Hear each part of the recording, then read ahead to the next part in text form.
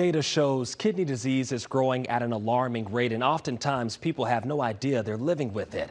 According to the American Kidney Fund, people of color are at greater risk for kidney failure. And this is a reality for the brother of one of our very own reporters, Bridget Spencer. Her brother, Robert, tells me that he wishes he listened to doctors when he first was warned about the chronic killer. Getting about looks a bit different these days for Robert Spencer. He says moving around isn't as easy as it used to be more than 20 years ago when he was on the football field. Back in 2002, first year of college, we did a physical for football, which was spring training football in college.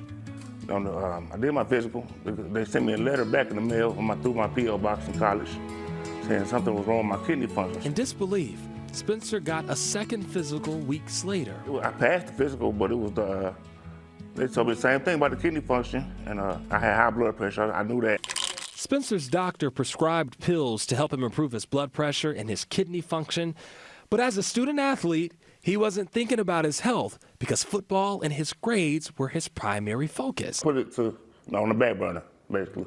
So at what point did you know that it actually started to attack your body in some way? When I came back home from college, I started getting shortness of breath. And it was just one night, it was just like, I sat down, laid down and to go to sleep. I couldn't breathe.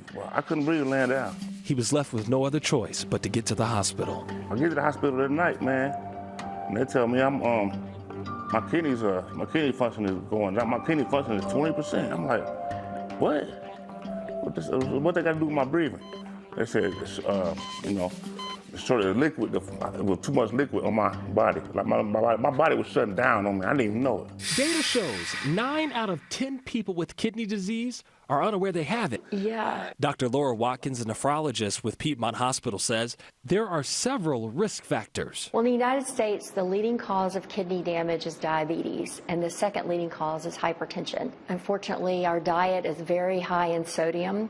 And another thing we do recommend once we identify that someone has high blood pressure and chronic kidney disease is maybe to limit the sodium in the diet to less than 2,000 milligrams a day, which if you look at labels, that is extremely hard to do. Spencer says while in the hospital, he learned from doctors that now he'd be put on dialysis. It would become the beginning of a long journey that he assumed was only a quick hospital visit. I'm thinking it would be a one-time thing, give me some medicine, whoop, whoop, I'm gone.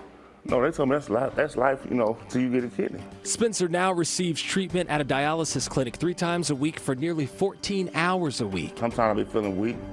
Sometimes I'll be feeling energized, Keeping his eyes forward, he remains hopeful, reminding himself that he fights to live for his children. They need me. I'm needed. I know I'm needed here still, and that's what drives me to stay.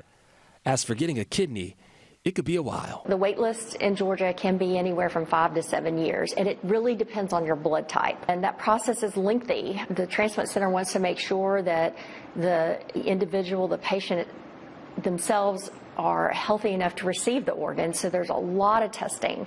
And at times, it takes even longer. So, in the meantime, Spencer is living in the now, changing many of his habits. I'm doing better than I was back then, I know that.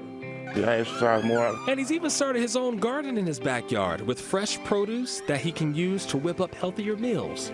Everything we're talking about is silent, and it's easy to be in denial or not have things checked because this stuff is silent. Diabetes is a silent disease. Hypertension, they call it the silent killer. What can you say to somebody who's watching right now about how important it is for them to truly listen to their body and not wait? Take care of your body, man. Your body aching or something, listen to it. If I would have took control of that back then, I wouldn't have this problem now. So important, and doctors will tell you that chronic high blood pressure or chronic high sugar doesn't happen overnight, but being able to identify it early on could save your life.